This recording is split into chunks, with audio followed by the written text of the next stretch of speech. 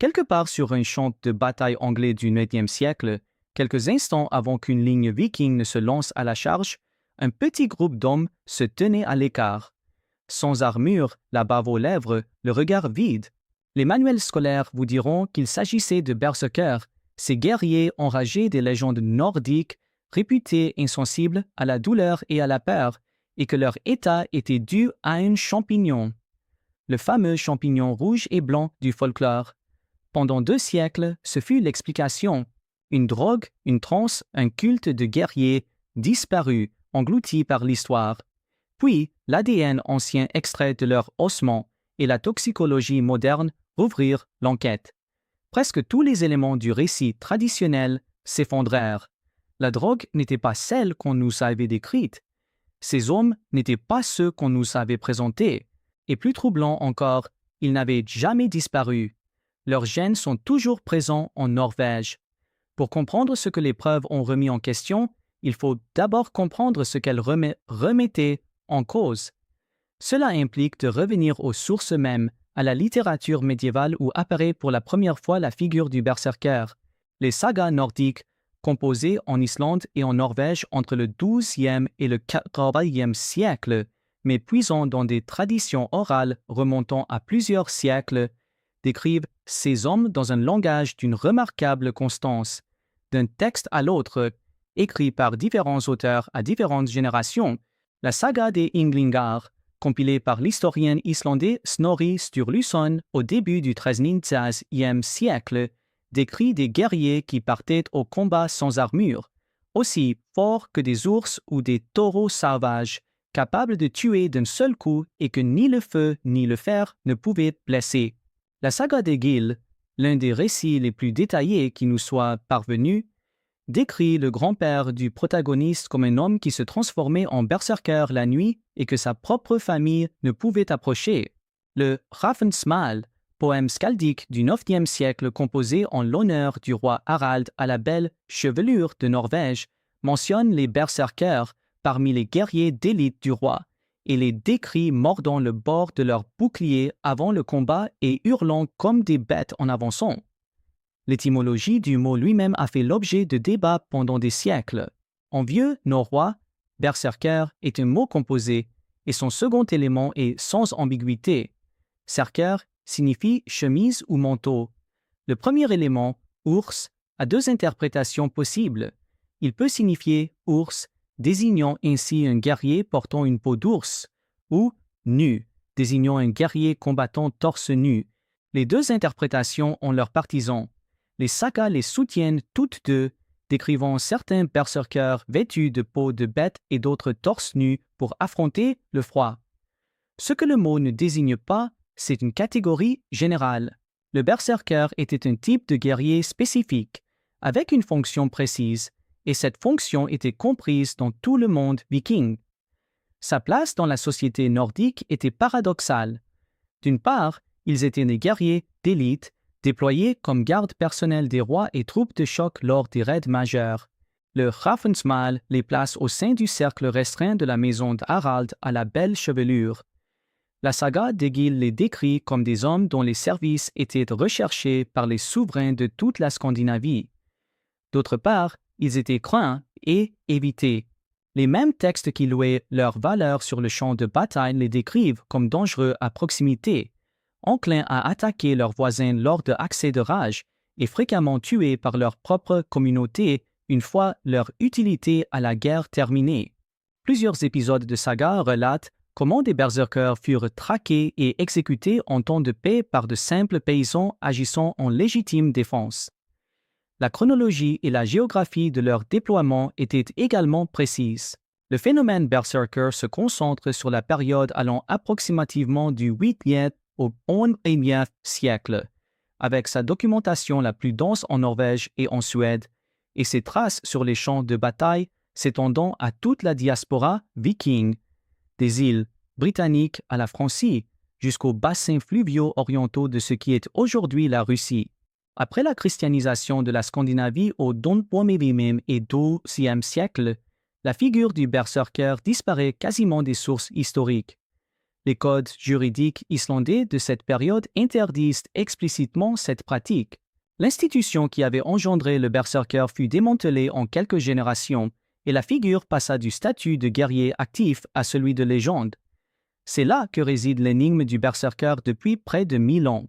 Les descriptions des sagas sont trop cohérentes d'un texte à l'autre et trop précises sur le plan physiologique pour être de simples inventions littéraires. Les tremblements, l'écume, l'apparente invulnérabilité aux blessures, l'effondrement et l'épuisement prolongé qui suivait le combat. Il ne s'agit pas d'embellissement poétique. Ces descriptions mettent en scène un état physique induit à la demande chez une catégorie spécifique d'hommes avant la bataille. Un phénomène pharmacologique était à l'œuvre. Cet état avait un nom. Les hommes qui y entraient en revenaient transformés ou ne revenaient jamais. Pendant 1000 ans, la question est restée « qu'est-ce qui le déclenchait ?» La réponse qui s'est imposée dans les manuels scolaires au 19e et 20e siècle provient d'une source inattendue. En 1784, Samuel Odman, théologien et naturaliste suédois, publia un court article suggérant que la rage berserker était due à la consommation d'Amanita muscaria. L'amanite tue mouche, ce champignon emblématique à chapeau rouge et pointe blanc qui pousse dans les forêts boréales de l'hémisphère nord. Odman n'était pas pharmacologue. Il n'avait jamais testé le champignon sur des sujets humains. Il n'avait jamais examiné de restes squelettiques de l'époque viking ni analysé de résidus chimiques provenant d'un site archéologique nordique. Son argumentation reposait sur une approche littéraire et comparative. Son raisonnement s'articulait autour de deux axes. Le premier était géographique et culturel. Odman soulignait l'usage documenté de l'Amanita muscaria chez les peuples autochtones de Sibérie où les chamans des traditions koryakes, tchouktches et samis consommaient le champignon pour induire des transes rituelles et des états visionnaires. Il traça une ligne sur la carte reliant les peuples ouraliens de Sibérie aux peuples nordiques de Scandinavie, arguant que la distance culturelle entre eux était plus faible qu'il n'y paraissait, et suggérant que la connaissance des effets du champignon aurait pu se diffuser vers l'ouest jusqu'au monde viking en empruntant les mêmes routes commerciales et migratoires reliant les deux régions. La seconde ligne était d'ordre pharmacologique, au sens le plus large du terme. Odman avait lu des récits d'usage de l'amanite sibérienne décrivant dissociation, perception altérée, diminution de la sensibilité à la douleur et agitation. Il confronta ces descriptions aux sagas relatant le comportement des berserkers et conclut que la concordance était suffisamment pertinente pour être publiée. La théorie était élégante. Elle expliquait la rage, la frénésie alimentaire et l'apparente immunité aux blessures. Elle rattachait la tradition guerrière nordique à un contexte chamanique eurasien plus vaste, ce qui correspondait à l'esprit de comparaison de l'époque. Et elle était facile à retenir. Un champignon rouge et blanc à l'apparence saisissante, un culte guerrier, une transformation en rage. L'image avait une force narrative. Pendant 2 siècles, elle devint l'explication communément admise. L'hypothèse d'Odman a été reprise dans des encyclopédies, des ouvrages d'histoire populaire, des études universitaires sur la culture nordique, des manuels scolaires, des documentaires télévisés, et finalement dans l'imaginaire de la littérature fantastique et des jeux vidéo puisant leur inspiration dans la mythologie viking. Chaque représentation moderne d'un guerrier enragé se nourrissant de champignons, chaque illustration d'un berserker tenant une amanite tue-mouche remonte à un seul théologien suédois du XVIIIe siècle qui, par analogie, s'était basé sur une culture située à plus de 3200 km à l'est de la Norvège sans jamais vérifier ses propres affirmations. Cette théorie a perduré faute d'alternatives plus pertinentes. Tout au long du XIXe siècle et pendant la majeure partie du XXe, les outils nécessaires pour tester les hypothèses pharmacologiques concernant les populations historiques n'existaient pas. On ne procédait à aucune analyse des résidus chimiques sur les céramiques de l'époque viking. Il n'existait aucune toxicologie médico-légale systématique des restes squelettiques. L'archéobotanique n'était pas encore capable d'identifier les végétaux dans un contexte funéraire avec la précision qui deviendrait par la suite une pratique courante. Les chercheurs qui étudiaient le berserker avaient accès aux textes des sagas et aux quelques objets funéraires épars mis au jour lors des premières phases de Hakuishokut de l'archéologie scandinave, et ils faisaient de leur mieux avec les outils dont ils disposaient. En l'absence de preuves, une hypothèse élégante de 1784 s'est imposée par sa simple précocité. C'était, au sens strict, une supposition qui s'était muée en vérité à force de répétition. Le poids cumulé de 2 siècles de citations a conféré à la théorie du champignon l'apparence d'un savoir établi. À la fin du XXe siècle, il était difficile de trouver un récit populaire sur les Vikings qui ne mentionne pas l'Amanita muscaria comme la cause chimique du phénomène berserker. L'hypothèse était si profondément ancrée dans la mémoire culturelle de l'époque viking que la remettre en question revenait à remettre en question les Vikings eux-mêmes. Le problème était que presque tous ces éléments avaient été élaborés avant même que l'on puisse déchiffrer la chimie réelle. Et lorsque cette chimie a finalement été découverte, la version classique n'a pas résisté à son analyse. La toxicologie moderne a commencé à déconstruire la théorie des champignons à la fin du XXe et au début du XXIe siècle, en posant une question qu'Odman ne s'était jamais posée. Quels sont les effets réels de l'Amanita muscaria sur le corps humain? La réponse, lorsque les chercheurs ont compilé la littérature clinique sur les ingestions accidentelles et volontaires à travers 2 siècles de rapports de cas médicaux, ne correspondait en rien au récit des sagas. Les composés actifs de l'amanite tue-mouche sont le muscimol et l'acide iboténique. Ce sont 2 puissantes neurotoxines qui agissent sur le système nerveux central, et l'ensemble de leurs effets est bien documenté. Les symptômes dominants sont la sédation, les nausées, les vomissements, une transpiration abondante, l'ataxie, perte de coordination musculaire, la confusion, les troubles de l'élocution et, à dose importante, la perte de conscience. Ce champignon est un dépresseur et non un stimulant.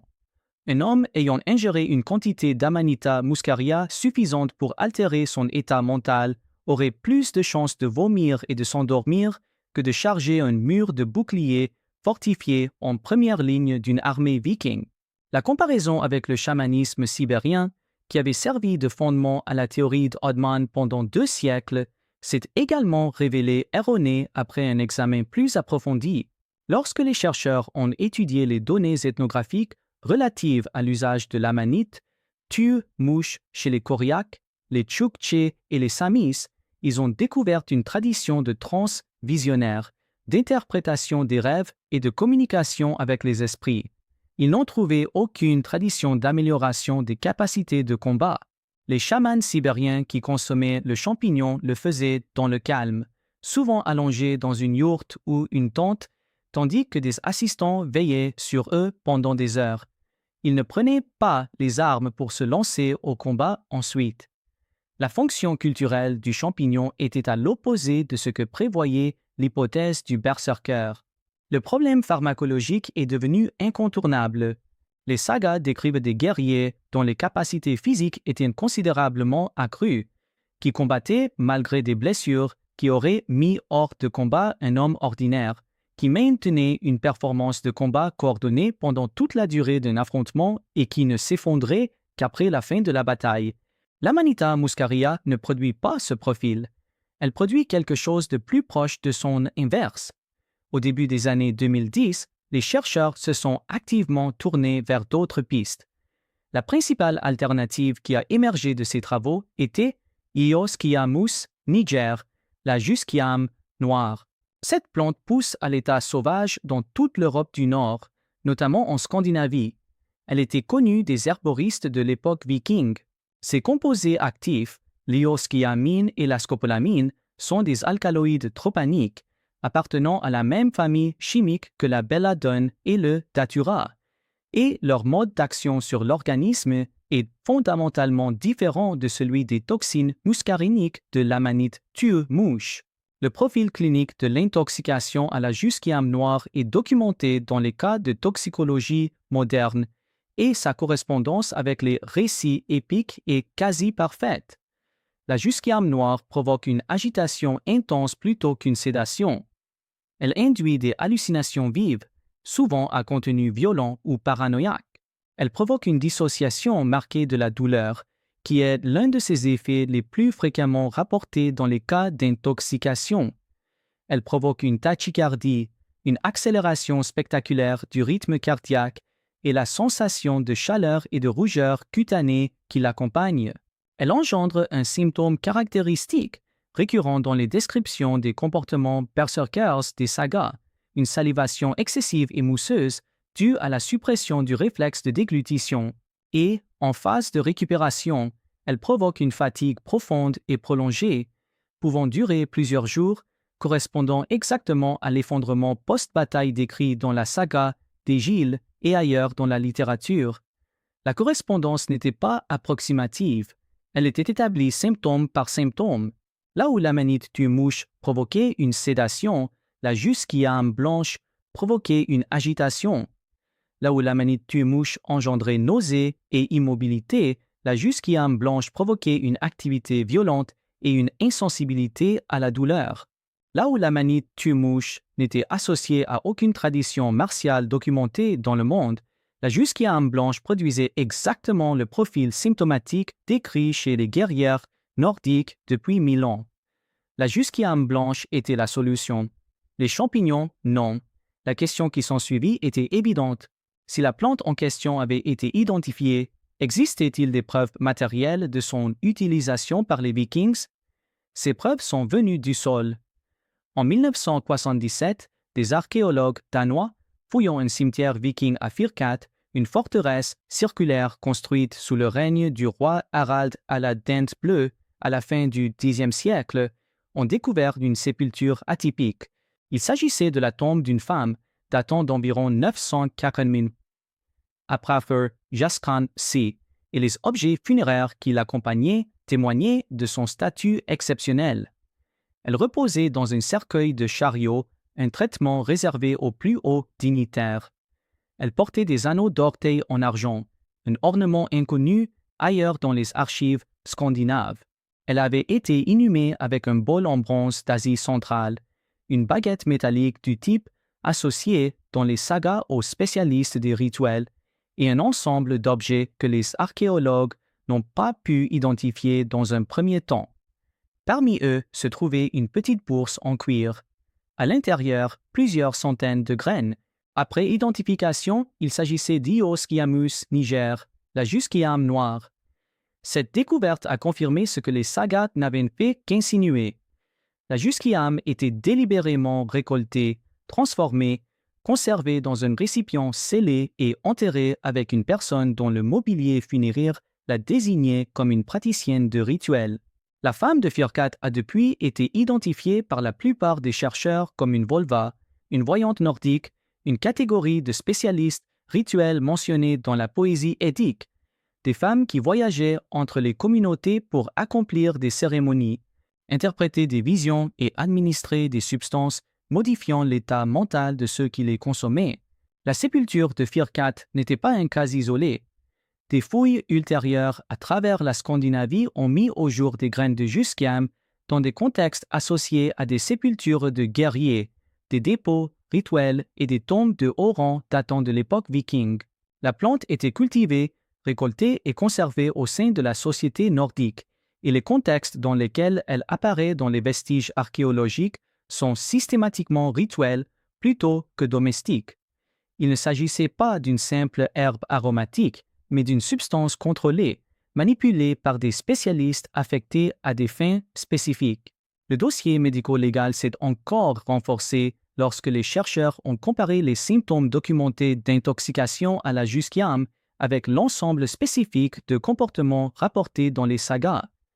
La correspondance était parfaite dans tous les domaines. Les tremblements décrits dans les sagas avant le combat correspondent à la phase d'agitation initiale d'une intoxication aux alcaloïdes tropaniques. La bave, mentionnée à plusieurs reprises dans les descriptions de berserkers entrant dans cet état, correspond à la suppression du réflexe de déglutition causé par la scopolamine.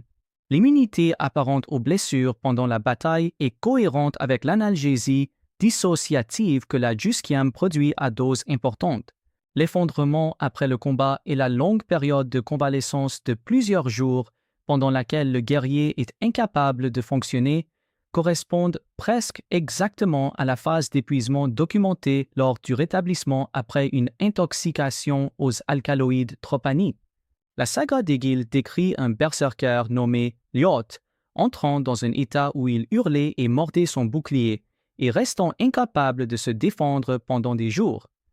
La littérature clinique sur le rétablissement après une intoxication à la Jusquiam décrit précisément ce profil. Le contexte rituel suggéré par la découverte de Verkat s'accorde également avec les sagas, contrairement à la théorie du champignon. Le berserker des sagas n'est pas un homme qui consomme une substance de son propre chef la veille d'une bataille.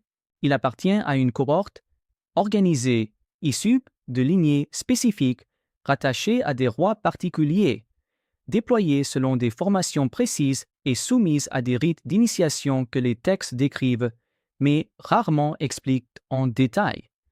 L'administration d'une plante dangereuse et contrôlée par des spécialistes rituels aguerris correspond à ce tableau. Un homme consommant un champignon qu'il a cueilli lui-même, en revanche, n'y correspond pas. Autrement dit, la drogue n'était pas un choix personnel. C'était un outil au service d'un système. La Jusquiam était administrée. La dose était contrôlée. La convalescence était gérée. Et le guerrier qui en ressortait n'agissait pas seul. Il était le fruit d'une institution qui avait cultivé une plante, formé un spécialiste, préparé un rituel et produit, sur demande, un homme capable de l'impossible. La question pharmacologique était résolue.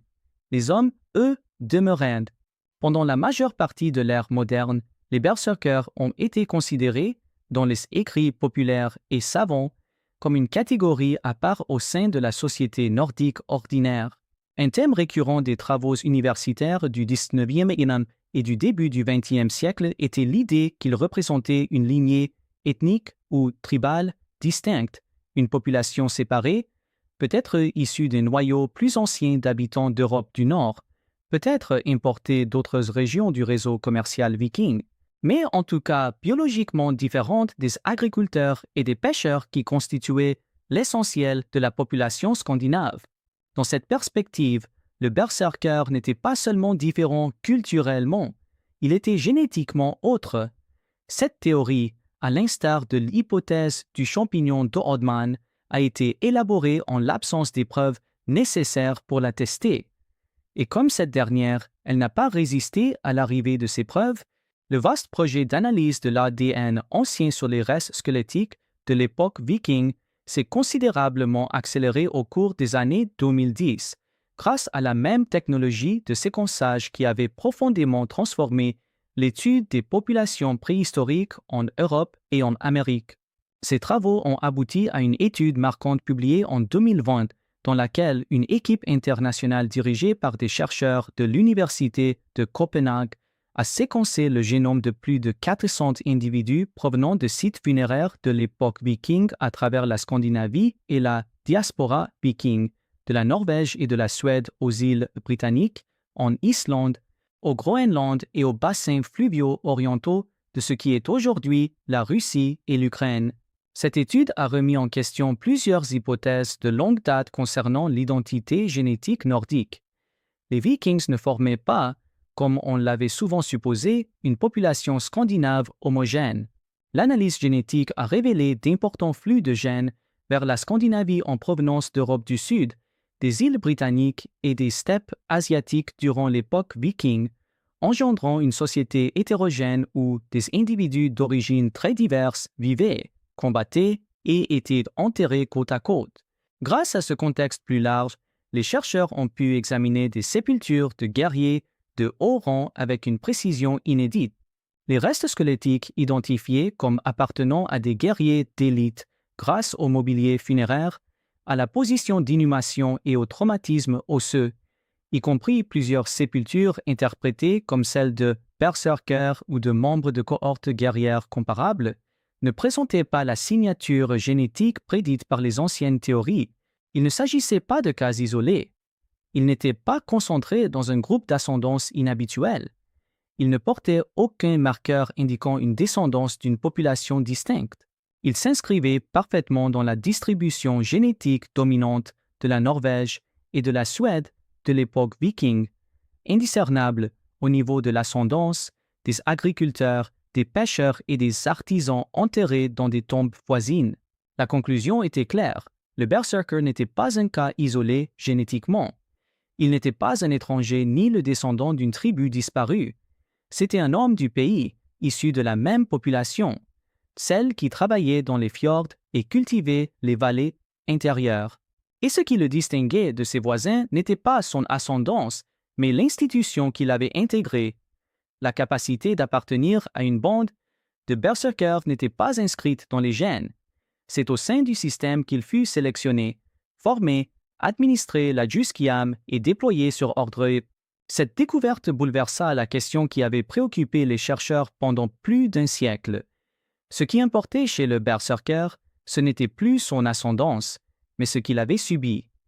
La transformation décrite par la saga, la rage, l'écume, l'insensibilité à la douleur, l'effondrement après la bataille, n'était pas l'expression d'un trait héréditaire.